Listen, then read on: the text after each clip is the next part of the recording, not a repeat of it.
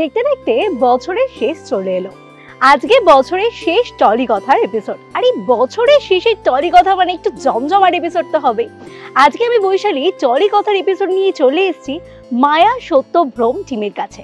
কি এই মায়া সত্যভ্রম? মায়া সত্যভ্রম হচ্ছে আসন্ন একটি সিনেমা, কিন্তু সিনেমার সমস্ত গল্প সমস্ত বৃত্তান্ত জানার জন্য টলি কথার এপিসোডটার সাথে থাকতে হবে। আড্ডাটা শুরু করা যাক।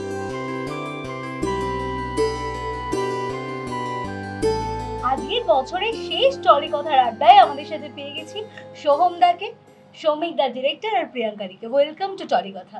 Thank you. যেটা বললাম যে বছরের শেষ টলি কথা আমাদের আজকে। বছর তো প্রায় শেষের দিকে। এই সারা বছরটা কেমন কাটলো সবার? তুমি শুরু করো। কে? তুমি আমি লেডিস ফার্স্ট। না, নট দ্য ক্লিশে বাট আচ্ছা, টাচুড সুস্থভাবে কেটেছে, কাজের মধ্যে কেটেছে এবং মানে খুব ইম্পর্টেন্ট একটা বছর। অনেক কিছু শিখেছি, অনেক কিছু ঘটেছে নতুন।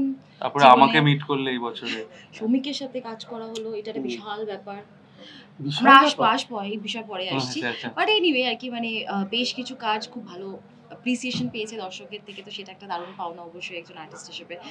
এবং হ্যাঁ, সবকিছু মিলে কাজের মধ্যে এত ইন্টারেস্টিং একটা কাজের মধ্যে বছরটা শেষ করতে পারছি, সো থ্যাংক গড। শ্রমিক বলো, কি বলবো? বছরটা ভালো।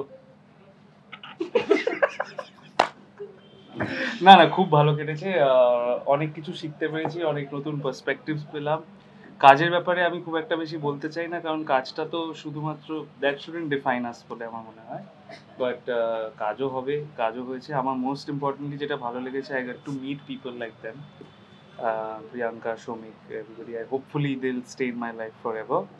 এটা আমি বানিয়ে বলছি না, it's not a cliche answer, but genuinely I hope that they stay in my life forever. আমার বছরটা ভালো এবং মন্দেও কেটেছে। ভালো হচ্ছে বেলাইন রিলিজ করেছে, আমার প্রথম সিনেমা যেটা রিলিজ করেছে। ওয়াও, প্রথম সিনেমা যেটা রিলিজ করেছে। হ্যাঁ মানে ওয়াও, তাই তো বললাম। কংগ্রাচুলেশন। তারপর অ্যাপল টিভি প্লাসে প্রিমিয়ার। ইয়েস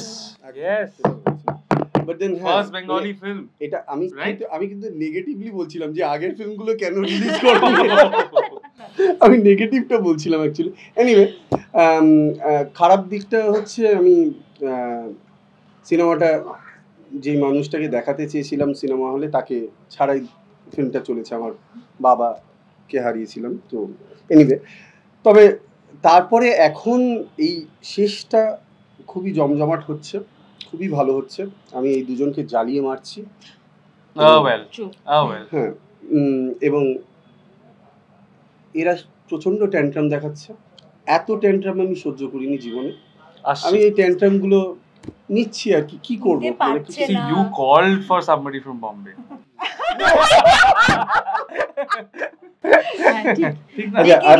মানে jokes apart, they are brilliant on screen, off screen also. Both of them are very good, মানে gem of a person, gem of a human being. তো I'm really happy যে এরকম মানুষদের সঙ্গে কাজ করছি।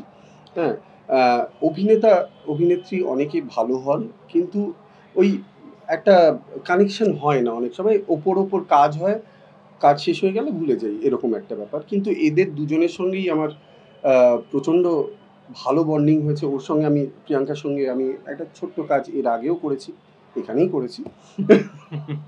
কিন্তু ওখান থেকেই জেনেছিলাম যে we all know she's brilliant, but she's a good person and a director's actor. সেটা আমি বুঝেছি। যে কাজটা নিয়ে আমাদের কথা হচ্ছে বা আজকে যেটা নিয়ে আড্ডা হবে, সেটা হচ্ছে মায়া সত্যভ্রম। বলতে দিল না, অনেক ফুটেজ খেয়ে নিয়েছে।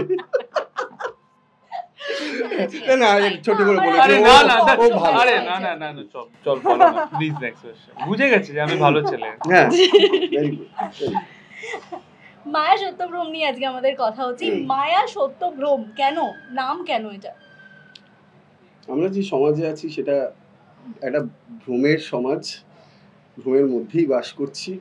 তার একটা মায়া রয়েছে, আর সত্যটা খুবই খুবই ডিস্টার্বিং। বা আমার তো মনে হয় যে সত্য কি সেটাই তো আমরা বুঝতে পারি না, সত্যটা খোঁজাটাই তো লাইফের সবথেকে বড় একটা পার্ট। এবং আমরা মনে করি এটা সত্য, কিন্তু ওটা অ্যাকচুয়ালি ভ্রম। Actually, the title is such যে সত্য মায়া এবং ভ্রমের মধ্যে ওই হারিয়ে গেছে। মায়া এবং ভ্রমের মধ্যে, বাহ ওয়েল সেড, এটা আমি পরের বার থেকে এটা ইউজ করব। বম্বে আর্টিস্ট।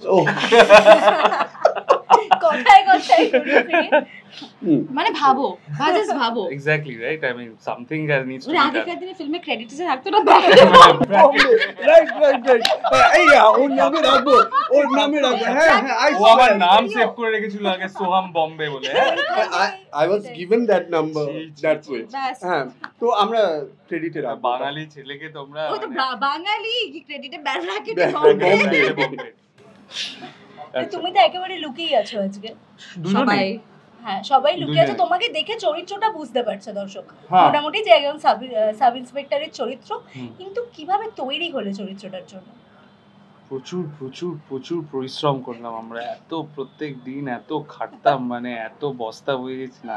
সিনসিয়ারলি যদি বলতে যাই, দেখো মানে occupation is just a part of the character. আমার মনে হয় যে কি আমি যদি আজ একটা লয়ার প্লে করি, দ্য লয়ার ব্যাপারটা শেখার জন্য those are very technical things. ওটা না আমি রজার ফেডারারকে খুব মানি।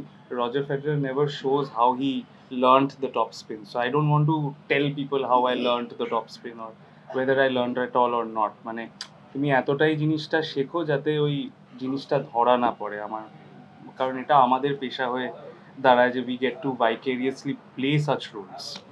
তো আমার জন্য সেটাই ইম্পর্টেন্ট যে এই চরিত্রটা কতটা মানে ওর সাইকিটা বেশি বোঝা। মানে আমি যখন শ্রমিকের সাথে ফার্স্ট কথা বলেছিলাম, I had some list of questions before we even got into workshops with Urmi, মানে প্রিয়াঙ্কার চরিত্র। রাত দুটোর সময়, right? Sorry very sorry. But হ্যাঁ, মানে যেরকম এর পলিটিক্যাল আইডিওলজি কি, এগুলো কিন্তু আমরা ফিল্মে দেখতে পারছি না, কিন্তু একটা ব্যাক স্টোরি তৈরি করে গেলে আমার অ্যাটলিস্ট খুব সুবিধা হয় যে ও ভগবানে বিশ্বাস করে কি করে না, যেটা অ্যাকচুয়ালি আমাদের ফিল্মে ইনকর্পোরেটেড হয়েছে। তাছাড়া আরো অনেক ছোট ছোট জিনিস, ওর বাবা মার সাথে কি সম্পর্ক ছিল। আমি ওর হয়েই একটা প্রশ্ন করে দিচ্ছি যে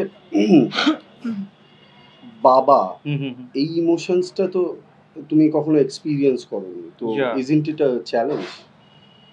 আমি দেখো অনেক কিছু বলতে চাই এখানে, কারণ একটা ডেফিনেটলি পার্সোনাল জিনিস যেটা শেয়ার করতে চাইবো, দ্যাট উইভ অল মানে specially growing up in the 90s, আমার গ্রোয়িং আপটা খুবই প্লেজেন্ট ছিল, কিন্তু there were challenges as well. Specially আমাদের মনে হয় ছেলেদের বাবাদের সাথে সম্পর্কটা একটু স্ট্রেঞ্জ থাকে।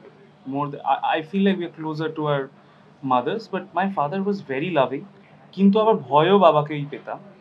কিন্তু তাছাড়া এইটাই শুধু I didn't want to make that a কাঠামো for this চরিত্র। এছাড়া শ্রমিকের সাথে যে এন্ডলেস কনভারসেশনস গুলো হয়েছিল, there was a very personal experience that he shared, যেটা অ্যাকচুয়ালি আমাকে সবচেয়ে বেশি হেল্প করেছিল। I do not know whether I should talk about it or not, but yeah, so that really helped me. Actually, both of them helped me make my character. এটা এদের দুজন ছাড়া wouldn't have been. Usually আমি একটা personal homework করি, সেটা এটাতেও করেছি, কিন্তু তাছাড়াও মানে আমার মনে হয় না যে they were not giving their best, আমি ওটা ফুটিয়ে আনতে পারতাম। আর দর্শক বলবে এটা প্রসেসের মধ্যে, এবং আমিও সেম জিনিসই বলবো যে আমরা যে প্রচুর কথা বলেছি, যেগুলো যতবার মিট করেছি, এবং সোহমও এত মানে এই যে বুঝতেই পারছো একটা ভীষণভাবে ইনভলভ থেকেছে শুরুর থেকে, এবং এই যে রাত্রি 2টোর সময় 3টের সময় কথা বলা শ্রমিকের সাথে, he has always come up with something new, এবং কিভাবে আরো এনরিচ করা যায় স্ক্রিপ্টটাকে, আরো বেটার ভাবে দেখানো যেতে পারে সিচুয়েশনটা, সেই সব কিছু নিয়ে ওর ইনপুটস দিতে থেকেছে, সেগুলো নিয়ে আমরা ডিসকাস করেছি, এবং সব কিছু মিলিয়ে this has been a process. এই সুযোগটা আমি বলবো সব প্রজেক্টে হয়তো হয় না, এই শুরু থেকে ইনভলভ থাকা, নিজেদের মতন করে গড়ে তোলা চরিত্রগুলোকে, সেই সুযোগটা সবসময় হয় না, সেটা শ্রমিক আমাদেরকে সুযোগ করে দিয়েছে। To the point where we also discuss যে এটার পেছনে কিরকম বিজিএম যাবে বা এভরিথিং, মানে খুব টাইনি ডিটেইলস আমরা আলোচনা করেছি, ট্রাই এন্ড ডিসকাস, বা কি ফটোগ্রাফ, ইউজুয়ালি কি একটা র‍্যান্ডম মন্টাজ অফ ফটোগ্রাফস আমরা দেখতে পারি একটা কিছুতে, সেই ছোট ছোট জিনিসও ডিসকাস করা যে কোনটা কি কোথায় থাকতে পারে। So that was very helpful as a journey for all of us. সৌমিকটা যে প্রশ্নটা করলো সোমদাকে যে তোমার বাবা এক্সপেরিয়েন্সটা করেনি, কিন্তু তুমি নিজে একজন মা, এখানেও তোমার চরিত্রটা একজন মায়ের মানে তার ছেলেকে খোঁজার যে গল্পটা সেটা নিয়ে একটু জানতে চাইবো, চরিত্রটা স্ট্রাগল নিয়ে জানতে চাই। চরিত্র স্ট্রাগল সাংঘাতিক একটা স্ট্রাগল, এবং সেটা ডেফিনেটলি সেই ইমোশনটার সাথে খানিকটা আইডেন্টিফাই করার জন্য শ্রমিক রেসপন্সিবল, খুবই হেল্প করেছে। বাট এটা বলতে পারি যে এটা আমার জন্য পার্সোনালি খুব ডিস্টার্বিং একটা কাজ, এবং আমার মনে হয় সব থেকে ডিফিকাল্ট কাজ হয়তো এটাই। তার কারণ মানে একজন মা হিসেবেই বলছি, আমি যেখানেই থাকি না কেন, যাই করি না কেন, মাই প্রায়োরিটি ইজ অলওয়েজ মাই সান। এবং ও ঠিক আছে কিনা, ভালো আছে কিনা, খুশি আছে কিনা, এইটা সবসময় মাথায় চলতে থাকে। কোথায় যাচ্ছে, কি করছে, কার সাথে কথা বলছে, ইত্যাদি ইত্যাদি। সো সেখান থেকে এইরকম একটা জায়গায় আইডেন্টিফাই করা, সেই ইমোশনটা কোথাও গিয়ে নিজের মধ্যে থেকে খুঁজে বার করাটা ওয়াজ আ ট্রমাটাইজিং এক্সপিরিয়েন্স। এবং আমি মানে কি বলবো, ভেঙে পড়েছি, কেঁদেছি, নানান কিছু মধ্যে দিয়ে যেতে হয়েছে। দিস ইজ ভেরি স্ক্যারি, খুব ট্রিগারিং। তারপরে আমাকে টলারেট করা, that is equally traumatising. That's so traumatising, right? হ্যাঁ, তুমি বলো, এত করে যখন বলছো কেন ট্রমাটাইজিং বলো। আমি ছোট করে বলো, কারণ আমাদের পুরো ওখানে লাইট রেডি, ডিওপি বেরিয়ে অপেক্ষা করছে এখানে। থাক, আমরাও ওদের জন্য অনেক অপেক্ষা করি। আচ্ছা, করি তো। হ্যাঁ, আমরা তো করি, আমরা তো করি জন্য একটু অপেক্ষা। হ্যাঁ, একটু আমাদের জন্য। ওর এত মানে ওই যে ওয়ার্কশপ, এই ওই সেই, মানে ও আরো জোর করে আমাদেরকে ক্যারেক্টারের ডেপথে নিয়ে গেছে, ঠিক আছে? মানে প্রচুর রিহার্সাল। এখন মজা পাচ্ছ কি পাচ্ছ না? মজা পাচ্ছ? আমি বাজে ভাবে বলতে চাইছি, বলতে দাও। সো এই যে বুঝতেই পারছো, এগুলো মানে ওই জন্য একটু আগে বলছিলে যে আর রিহার্সাল করব না। না, ওইটাই অ্যাকচুয়ালি জোকস এ পার্ট, এটাই হেল্প করেছে। এটা না হলে সত্যি ডিফিকাল্ট হতো। দুজনের একসাথে এমনি কাজ করে কেমন লাগছে? খুব খারাপ, মানে very difficult, co actor, very bad. আমি এরকম কিছু বলতে চাইছিলাম, ও যখন বলেই দিল দেন ডিটো। ফাইন। কনসেন্ট্রেটই করতে দিচ্ছে না। আর কোথায় কোথায় শুটিং চলছে এখন? গোটা কলকাতা জুড়ে চলছে। আমরা মার্সেও যাব ভাবছি। আচ্ছা, দর্শক মায়া সত্যব্রহ্ম পার্ট। আমার একটু মার্স, চাঁদ দরকার। দেখছি উই কানেক্টিং জেফ। মানে আপাতত এটা কলকাতার মধ্যেই শুটিং আছে। Yeah, very different kind of Kolkata. Kolkata in an apocalyptic sense.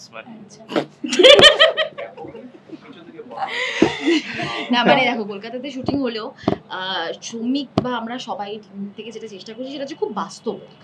মানে কলকাতা হলেও আমরা অনেক ছবিতে দেখি সেটা একটু সাজিয়ে গোছানো মানে হয়ে যায়, কিন্তু এইখানে সেটা নয়। ও যেটা বলছিল যে সেটে যে ছবিগুলো ইউজ হয়েছে সেটা খুব অর্গ্যানিক, মানে যেটা যেরকম থাকে একটা মানুষের বাড়ি যেরকম থাকে, আমাদেরও লুক বা মেকআপ দেখে বুঝতেই পারছো যেরকম মানুষের থাকে একটা সিচুয়েশনে, যেরকম মানে আমরা পরিবারে থাকতে পারি না, যেরকম মানসিক অবস্থা আমাদের, সেই জিনিসগুলো কিন্তু সবাই খুব যত্নশীল যে রিয়েল যেন লাগে একদম।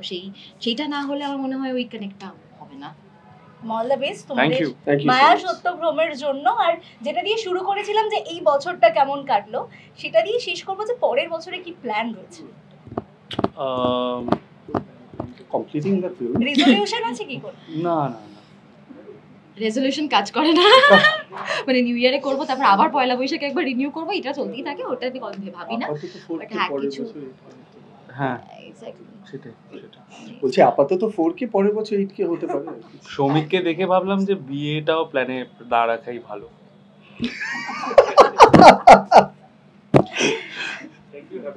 না, ওই তোমার ব্যাপারে যেরকম বললো সেইভাবেই আমার ব্যাপারে বললো। Happy new year everybody. Happy new year. 2025 তোমাদেরও নতুন বছর খুব ভালো কাটুক। মায়া সত্যভ্রম খুব তাড়াতাড়ি নিশ্চয়ই আমরা দেখতে পারবো। দর্শকদের জন্য বলবো যে নতুন বছর খুব ভালো কাটুক, আর এরকম আরো অনেক টলি কথার এপিসোড দেখার জন্য প্রত্যেক শনিবার ঠিক সন্ধ্যে 6টার সময় চোখ রাখতে হবে জি বাংলা টাইমে।